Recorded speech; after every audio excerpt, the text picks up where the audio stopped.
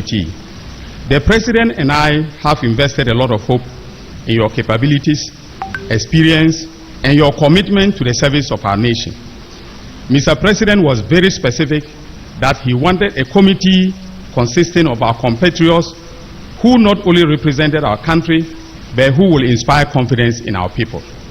He was also clear in his mind that he did not want a partisan committee.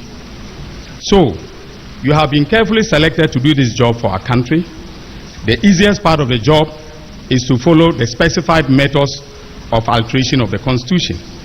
The toughest, and I can say this without any fear of contradiction, is to recommend substantive provisions to add to or replace the current provisions of the Constitution that will conform with the welfare principle of Article 1+1 of the Constitution, which provides as follows, quote, "The sovereignty of Ghana resides in the people of Ghana, in whose name and emphasis and for whose welfare the powers of government are to be exercised in the manner and within the limits laid down in this Constitution."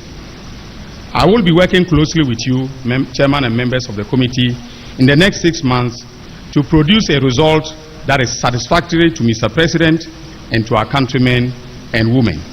Notwithstanding that, I wish to thank all of you on behalf of the President and the people of Ghana for accepting to do this labor of love, as the Chairman described it on social media, for our country.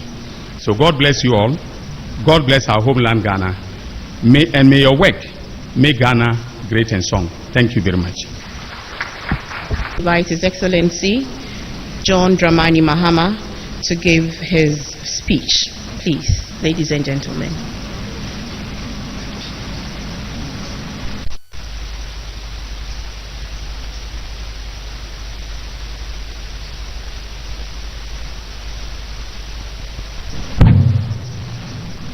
Good afternoon. Distinguished guests, members of the Constitutional Review Committee, Her Excellency, the Vice President of the Republic of Ghana, staff of the Presidency, my fellow Ghanaians. Today we gather for a solemn and hopeful purpose. That's the inauguration of the Constitutional Review Committee. This is not just another event on our national calendar. It is a moment of deep reflection on how far we have come as a nation and a reaffirmation of our collective commitment to shaping a future that truly reflects the aspirations of the Ghanaian people. For over 3 decades, the 1992 Constitution has been the foundation of our democracy. It has guided us through periods of growth and challenge, securing our rights and freedoms while ensuring peaceful transitions of power. It has given us stability, resilience, and hope. Those who framed this document can look back with pride, knowing that their vision has not only endured, but has become the backbone of our nation's progress. And I say kudos to all the ordinary men and women who gathered at that time to produce this document. Yet, as with all living things, our Constitution must evolve. Former Chief Justice Sowa, and I'm taking from the same quote as the AG, in the landmark to 4 vs. Attorney General case, described our Constitution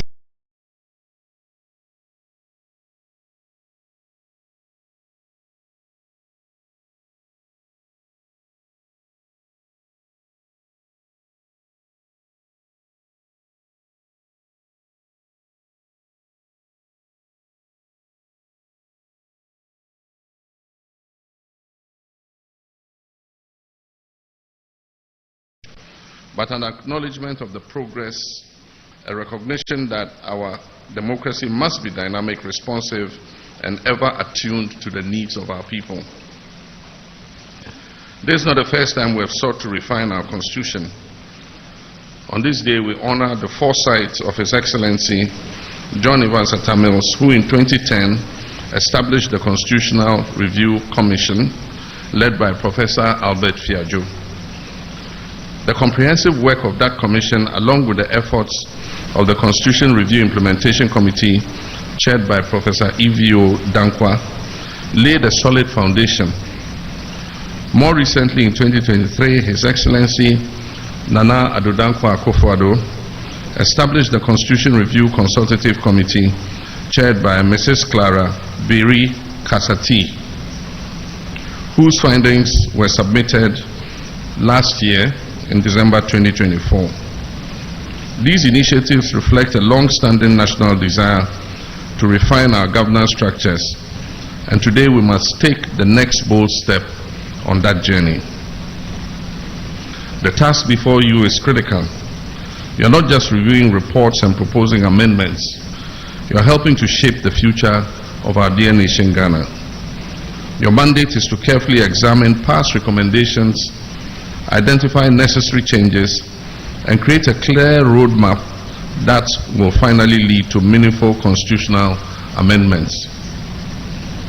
This process must not become another chapter in the history of unfulfilled reform efforts. It must be a turning point, a moment when Ghana moves decisively from discussion to action. I understand the weight of responsibility that comes with this task, and I assure you that your work will not be in vain. This will not be an exercise in futility. We are determined to see this process through, and I have every confidence in your ability to deliver results that will serve both the present and future generation of Ghanaians. I take great pride in the composition of this committee. You have not been chosen out of political consideration, but for your integrity, expertise, and commitment to Ghana's progress. This exercise is not about any political party. It is about Ghana. It is about ensuring that our constitution reflects the values, hopes, and dreams of every Ghanaian, regardless of their background or affiliation. Your diverse perspectives will enrich this process, and I urge you to engage widely with citizens from all walks of life in this process. This constitution must belong to all of us. It must inspire trust, it must unite us, and it must provide a framework for a more just, inclusive, and prosperous Ghana. On behalf of the people of Ghana, I express my profound gratitude to each of you for taking up this national duty, especially at such short notice. Your willingness to serve is a testament of your love for country and your dedication to Ghana's future. We stand at the threshold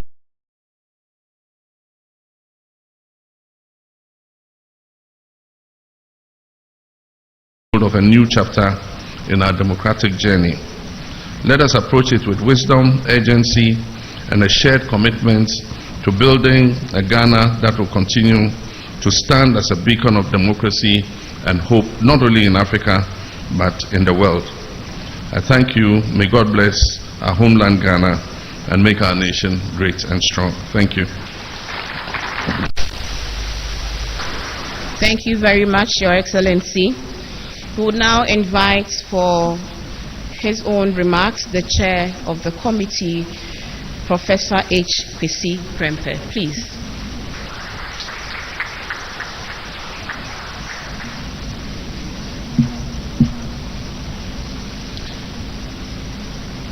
Your Excellency,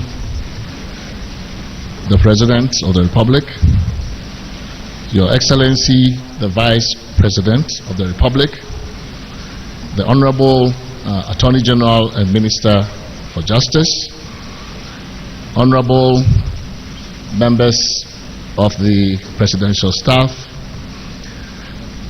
fellow members of the Constitutional Review Committee, ladies and gentlemen. On behalf of the members of the committee and on my own behalf, I would like to convey to you, Mr. President, our most profound gratitude for trusting us enough, individually and collectively, to ask us to shoulder this very awesome burden and responsibility of reviewing and proposing suitable amendments to the 1992 Constitution. Your naming and inauguration of this committee in the very early weeks of your assumption of office as president signals to us, the members of this committee, as well as to the nation, the sincerity and seriousness of your commitment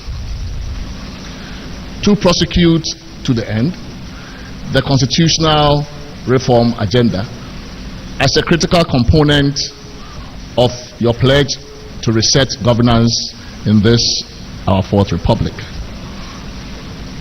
On our part, my members and I also pledge that we will return the trust with equal sincerity and seriousness, and will pursue our task with the sole aim of bettering the fortunes of our people, setting us on a course of progress and development, and helping you, Mr. President, to fulfill the pledge that you have made.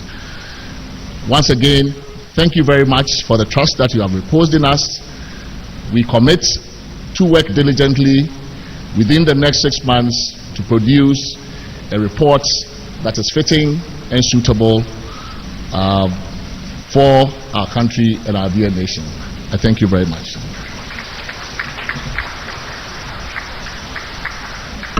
Thank you very much, and that will bring to an end the speeches. So now we do some photos, and I'd like to invite Your Excellency and all members of the committee to come up to where the flags are, I suppose, for a group photo, please.